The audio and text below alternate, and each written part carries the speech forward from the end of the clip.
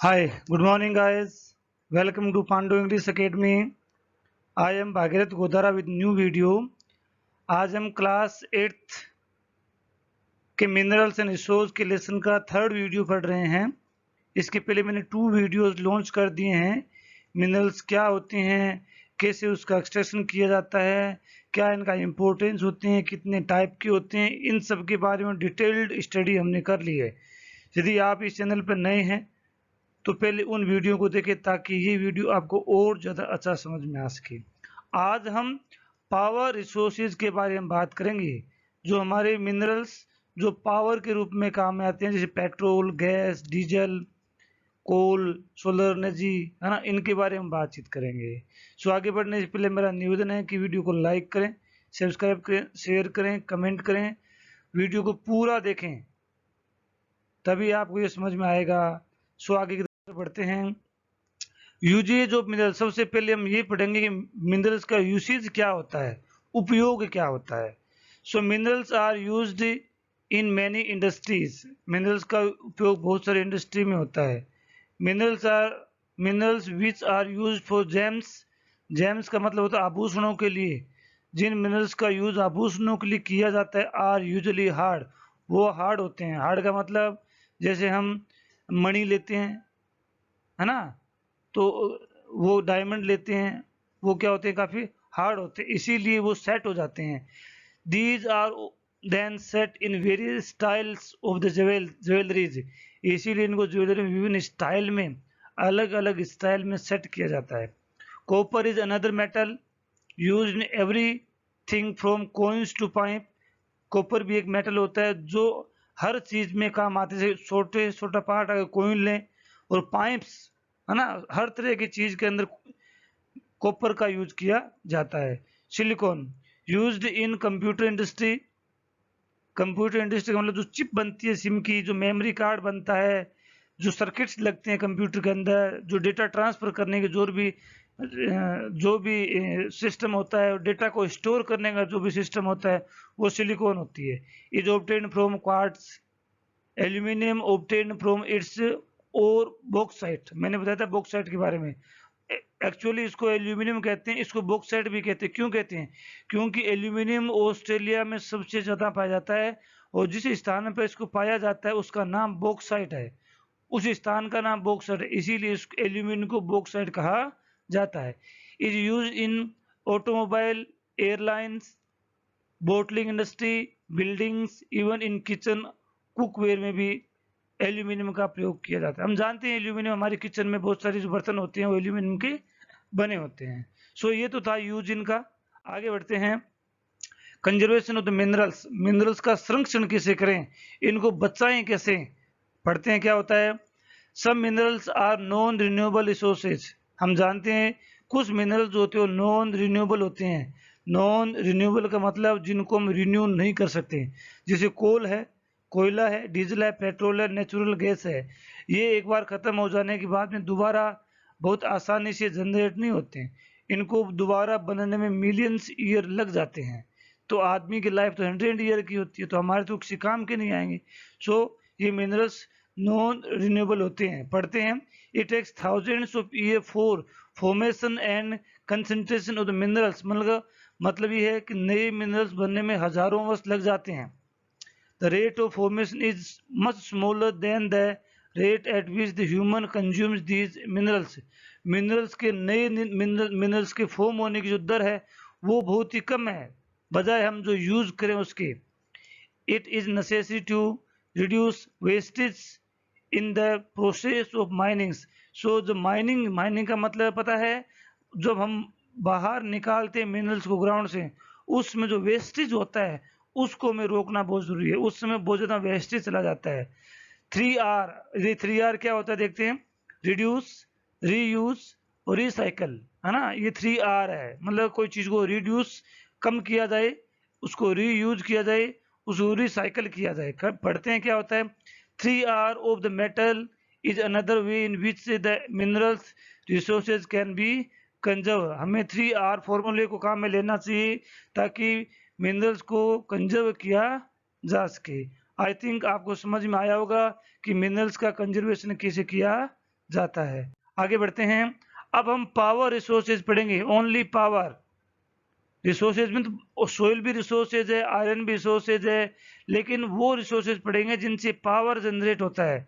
मैं कहता हूँ diesel, petrol, natural gas, solar, coal, ये हम पढ़ेंगे, है ना। तो पढ़ते हैं आगे। सो ये पावर रिसोर्सेज क्या होते हैं पढ़ते हैं। पावर और energy plays an vital role in our lives.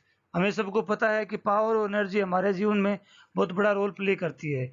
We also need power for industry, agriculture, transport, communication and defence and more and more more more more. हर इंडस्ट्री में, हर सेक्टर में, हर पोर्शन में हमें पावर चाहिए होता है। So power very important. So power जब इतना इंपॉर्टेंट है तो पावर रिसोर्सेज तो आई थिंक बहुत ज़्यादा इंपॉर्टेंट होगा। पावर रिसोर्सेज में B broadly categorised. Power resources को दो पार्ट में बांटा गया है। कौन कौन से दो पार्ट हैं? कन्वेंशनल, कौन सा एक? कन्वेंशनल। कन्वेंशनल का मतलब वो पावर रिसोर्सेज जो सदियों से चले आ रहे हैं। नॉन कन्वेंशनल जो अभी बने हैं। ये कन्वेंशनल कौन से होते हैं, नॉन कन्वेंशनल कौन से होते हैं, अभी हम पढ़ते हैं। कन्वेंशनल पावर रिसोर्सेज, कन्वेंशनल जो सदियों से चले आ रहे हैं। फायरवुड, फायरवुड को लकड़ियाँ, जो हम लकड़ियाँ घरों में जलाते हैं वो दैट इज फायरवुड। तो वो सदियों से चली आ रही है ना, मिलियंस ईयर से चली आ रही है। It is widely used for cooking and heating. लकड़ी को अगर जो हम जो घर में लकड़ी जलाते हैं खाना पकाने के लिए, वो या तो कुकिंग के काम आती है या गर्मी पैदा करने के लिए भी काम आती है। It in our country more than 50% of the energy used by villagers came from the wood. गांव में ज्यादातर लोग जो हैं एनर्जी के रूप में लकड़ी को काम में लेते हैं। ये हमारे प्रैक्टिकल बात है। अब हम पढ़ेंगे फॉसिल फ्यूल क्या होता है। इसको ध्यान से पढ़ना बहुत जरूरी है। फॉसिल फ्यूल को remains of plants and animals which were buried under the earth of millions of the year got converted by heat and pressure into fossil fuel, coal, petroleum, natural gas. समझिए इस बात को कि ऐसी कल्पना की गई कि मिलियंस ईयर एगो जब पृथ्वी अपने निर्माण काल में थी, जब उस पृथ्वी पर बहुत ज्यादा गर्मी हुआ करती थी, तब उसमें भयंकर उथल पुथल हुई। तो जो धरातल के ऊपर जो पेड़ पौधे थे, जो वनस्पति थी, वो पृथ्वी के नीचे दब गई। और वो नीचे दबने से ऊपर इसके वजन आ गया। अब वो जो नीचे दबा हुआ मलबा, जो कि प्लांट्स और एनिमल का क्या था, रिमेन्स था, बचा हुआ पार्ट था, और वो ज्यादा प्रेशर की वजह से, हीट और प्रेशर की वजह से वो धीरे धीरे फॉसिल्स फ्यूल में कन्वर्ट हो गया। किस में कन्वर्ट हो गया? फॉसिल्स फ्यूल में कन्वर्ट हो गया, जो कि कोयला के रूप में काम में आता है, पेट्रोलियम के रूप में काम में आता है, और नेचुरल गैस के रूप में काम में आता है। So this is the traditional way collecting sticks for firings for the firewood. These are the fossil fuel, जैसे कोल होता है, ऑयल होता है, नेचुरल गैस होती है। सो आई थिंक आपको ये समझ में आया होगा। आगे बढ़ते हैं। आज हम कोयले की स्टडी करेंगे। कोयला क्या होता है तो देखते हैं। This is the most abundantly found fossils fuel. सबसे ज्यादा फॉसिल्स फ्यूल के रूप में जो चीज मिलती है वो कोल है। देखते हैं। Electricity from coal is called thermal power. जो कोयले से जो हम बिजली प्राप्त करते हैं उसको थर्मल पावर कहते हैं। थर्मल का मतलब होता है हीट, गर्मी। क्या होता है? गर्मी। वो कोई एनर्जी जो गर्मी से पैदा की जाए। अब कोयले से गर्मी कैसे बनेगी तो समझिए। कोयले से क्या करते हैं, कोयले को जलाएंगे तो गर्मी होगी, गर्मी होगी तो हम क्या कर लेंगे, एनर्जी जनरेट कर रहे हैं, तो या तो हम उस गर्मी को डायरेक्ट इलेक्ट्रिसिटी में कन्वर्ट कर देंगे, या उसका वेपराइजेशन करेंगे, है ना, बॉयलर बनाएंगे। इस तरीके से यहाँ पे एनर्जी का जनरेट की जाती है। तो ये क्या करते हैं, गर्म करते हैं इसे। जो बॉयलर जो होता है वो बॉइलिंग करता है, बॉइलिंग करके वाष्प बनती है ना, वेपर बनती है। वेपर आगे टरबाइन में जाती है जो कि जनरेटर को मूव करने के लिए फोर्स करती है। सो ये थर्मल पावर का प्रोसेस है। Coal is therefore referred as the buried sunshine. Coal को बरीड सनशाइन कहा जाता है, दफनाया हुआ सूर्य की चमक, है ना। The leading coal producer of the world are the China, USA, Germany. Germany में सबसे, दुनिया में सबसे पहले जो कोयला था जर्मनी में पता चला था। जर्मनी का एक क्षेत्र है रूर, रूर नामक पहाड़ी है, क्षेत्र है, पठार है, वहां पे सबसे ज्यादा दुनिया का सबसे अच्छा कोयला निकाला जाता है। भारत का रूर किसे कहते हैं? झारखंड को। या छोटा नागपुर का जो पठार है, जो कि झारखंड, छत्तीसगढ़, बिहार के क्षेत्र में है, उसको भारत का रूर कहते हैं, क्योंकि भारत में सबसे ज्यादा कोयला उसी क्षेत्र में निकाला जाता है। रसिया, साउथ अफ्रीका, फ्रांस में वर्ल्ड में सबसे ज्यादा कोयला निकाला जाता है। The coal producing areas in India, Raniganj, ये सब झारखंड छत्तीसगढ़ में है। झारिया, धनबाद, बोकारो इन झारखंड, ये झारखंड के कुछ क्षेत्र जहां सबसे ज्यादा कोयला निकाला जाता है। ये झारखंड के छोटा नागपुर के पठार, प्लेट ऑफ छोटा नागपुर के पठार में पाया जाता है, तो उसको भारत का रूर कहते हैं। आगे बढ़ते हैं। पेट्रोलियम का है। पेट्रोलियम एक रो कोयल है, सबसे पहले इसको समझिए। पेट्रोलियम क्या है कि रो कोयल है, समझते हैं। Petroleum is naturally occurring liquid found beneath the earth surface, earth के सरफेस के नीचे लिक्विड फॉर्म में पाया जाता है। That can be refined into fuel, और जिस रूप में पेट्रोल मिलता है हम उसको उसी रूप में यूज नहीं लेते हैं, उसका रिफाइनेशन होता है, उसको रिफाइन किया जाता है। उस पेट्रोल से बहुत सारी चीजें निकलती है, जैसे which process the crude oil ना, क्रूड ऑयल बनता है, and produce a variety of product like diesel बनता है उससे, पेट्रोल बनता है किससे? पेट्रोलियम से, रो कोयल से। डीजल बनता है, पेट्रोल बनता है, केरोसिन बनता है, वैक्स जो हम फेस पे लगाते हैं वो बनती है, प्लास्टिक्स बनती है, और लुब्रिकेंट उसी से बनते हैं। तो पेट्रोलियम एक और है, क्या है? मैंने और पढ़ाया था, कच्चा माल है जिसे विभिन्न तरह के प्रोडक्ट तैयार किए जाते हैं।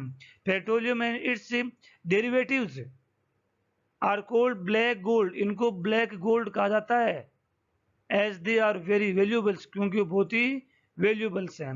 Petroleum is a fossil fuel, इसको भी ध्यान रखें, क्योंकि ये अंडरग्राउंड में पाया जाता है, जो कि मैंने अभी बताया था, अर्थ के प्रेशर और हीट की वजह से फॉसिल फ्यूल में कन्वर्ट हो गए। It is found between layer of rocks, petroleum चट्टानों के लेयर के बीच में पाया जाता है।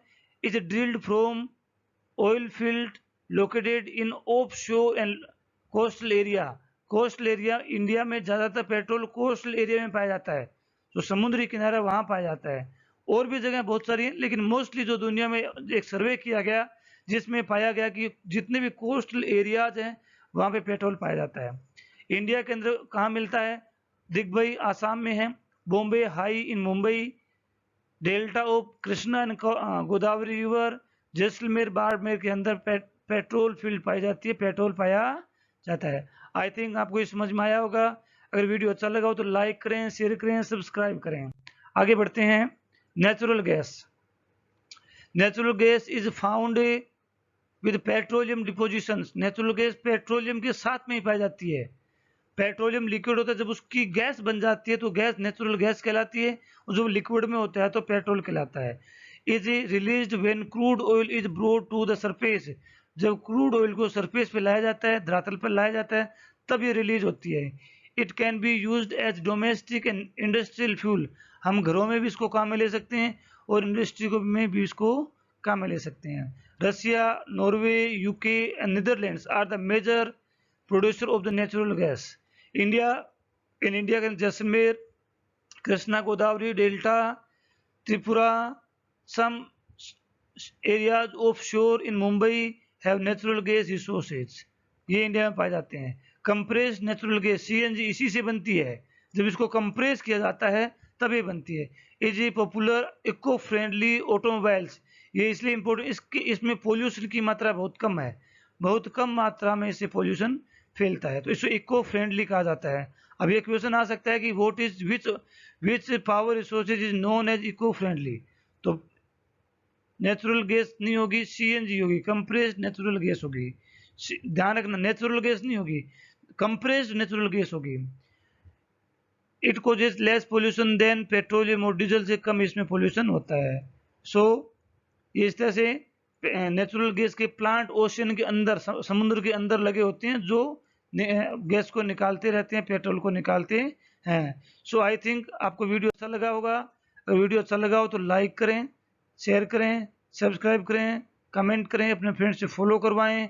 मेरे इस चैनल पर क्लास 6 या 12 तक के इंग्लिश और एसएसटी के सभी वीडियो, सभी लेसन्स के वीडियो क्वेश्चन आंसर सहित मिलेंगे। इसके अलावा मैंने English grammar, English composition application writing, story writing के भी मैटर्स कर रखे हैं। Thanks for watching, have a nice day.